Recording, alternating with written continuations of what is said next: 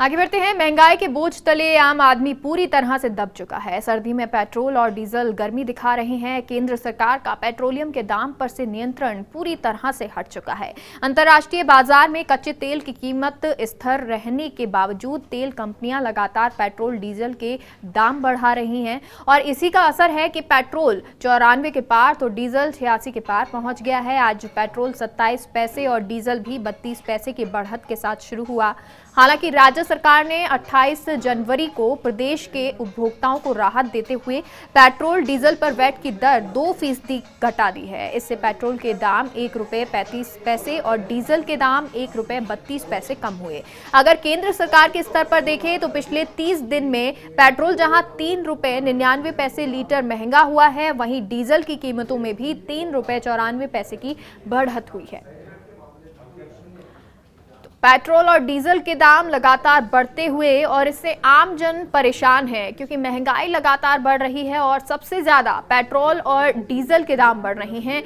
आज 22 पैसे पेट्रोल के दाम बढ़े, डीजल के दाम 32 पैसे बढ़े और इसके दामों की लगातार जो बढ़ोतरी हो रही है उससे आम जन काफ़ी परेशान है। सर्दी के मौसम में पेट्रोल और डीजल जो गर्मी लगातार दिखा रहे हैं और इन दामों में लगातार बढ़ोतरी हो रही है जिससे आम जन परेशान हो रहा है।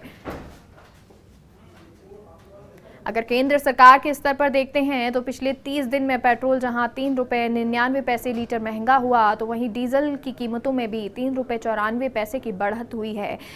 हालांकि राज्य सरकार की तरफ से थोड़ी सी राहत दी गई है और पेट्रोल डीजल पर वैट की दर 2% घटा दी गई है और इससे पेट्रोल के दाम ₹1.35 और डीजल के दाम ₹1.32 कम हुए हैं। लेकिन फिर भी जो पेट्रोल और डीजल है वो लगातार बढ़ता जा रहा है, उसके दाम जो है वो लगातार बढ़ते जा रहे हैं। हालांकि अंतर्राष्ट्रीय स्तर पर बात करें तो यहाँ दाम स्थिर हैं, इसके बावजूद राजस्थान की बात करें या देश में बात करें महंगाई लगातार बढ़ती जा रही है और हमारे सहयोगी निर्मल तिवारी हमारे साथ जुड़ गए हैं। निर्मल, लगातार दाम बढ़ रहे हैं, आम जन परेशान है, महंगाई बढ़ती जा रही है। बिल्कुल मेघा, देखिए सीधे तौर पर कहें कि जिसका डर था वही बात हो गई। लगातार इस बात की आशंका जताई जा रही थी कि पेट्रोल जो तेजी से 100 की तरफ बढ़ रहा है वो किस तरह से नए मुकाम को छू रहा है, महंगाई को बढ़ती हुई को दर्शा रहा है और रसोई का बजट बिगड़ता हुआ दर्शा रहा है। रोटी कपड़ा और मकान की लागत जो आती कीमत उसमें इसकी वजह से वृद्धि हो रही है क्योंकि ट्रांसपोर्टेशन में इससे वृद्धि होती है। सीधे तौर पर बात करें तो आज पहली बार सर्वकालीन सर्वोच्च स्तर पर राजस्थान के अंदर तो कम से कम पेट्रोल पहुंच गया 94 के पार पहुंच गया और डीजल 86 के पार। ये तब है मेघा, इस समझने वाली बात ये तब है कि जब 28 जनवरी को राज्य सरकार ने 2% वैट में कमी की थी, उसके बाद ये दरें हैं। अन्यथा अगर वैट में कमी नहीं करती, राज्य सरकार राहत नहीं देती तो ₹1.35 लीटर प्रति लीटर ज्यादा महंगा होता है पेट्रोल और डीजल ₹1.31। अभी भी हम बात करें पिछले 30 दिन के अंदर, देखिए कितना बड़ी बात है। पिछले 30 दिन के अंदर पेट्रोल ₹3.99 यानी लगभग ₹4 प्रति लीटर बढ़ गया है, जबकि डीजल के दामों में ₹3.94 लगभग वही ₹4 की उसमें वृद्धि हुई है। पिछले एक वर्ष की बात करें तो ये वृद्धि ₹17 लीटर तक है। आखिर ये कहाँ इसकी रेट जाएंगी, क्यों नहीं तेल कंपनियों के ऊपर सरकार का नियंत्रण है, ये सोचने वाली बात है। बड़ी बात यह है कि कोरोना काल के अंदर सेंट्रल गवर्नमेंट की बात करें तो जो एक्साइज ड्यूटी, जो सेंट्रल एक्साइज ड्यूटी बढ़ाई गई थी पेट्रोल के ऊपर, ना तो सेंट्रल गवर्नमेंट ने उसको वापस लिया। यूनियन बजट में इस बात की उम्मीद थी कि एक यूनिफॉर्मिटी होगी टैक्सेस की, इसको जीएसटी के दायरे में लिया जाएगा, वो नहीं लिया गया, बल्कि केंद्र सरकार ने ₹4 प्रति लीटर पेट्रोल पर और ₹2.50 प्रति लीटर डीजल के ऊपर भी कैसी सेस लगाने की बात कही है।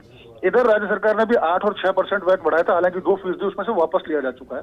तो ऐसे ही हालात रहे, तेल कंपनियां इस तरह से मार्जिन बढ़ाती रही तो निश्चित तौर पर जब तक फरवरी का जो महीने का जो एंड होगा तब तक पेट्रोल के दाम ₹100 के सर्वोच्च स्तर पर पहुंच जाएंगे, सर्वकालीन सर्वोच्च स्तर पर, जिससे निश्चित तौर पर न केवल एक आम आदमी का बजट बिगड़ेगा बल्कि उसका जो रहन सहन, उसके खान पान, उसका जो दैनिक जो प्रक्रियाएं जो पूरी अपना रहा था दैनिक जीवन की, उसकी आवश्यकता है तो उनको पूरा करना बड़ा मुश्किल हो जाएगा। जी, और बिल्कुल निर्मल, देखिए क्योंकि अंतर्राष्ट्रीय स्तर पर देखें तो दाम जो है वो स्थिर बने हुए हैं लेकिन इसके बावजूद महंगाई बढ़ रही है। बहुत बहुत शुक्रिया निर्मल आपका पूरी जानकारी।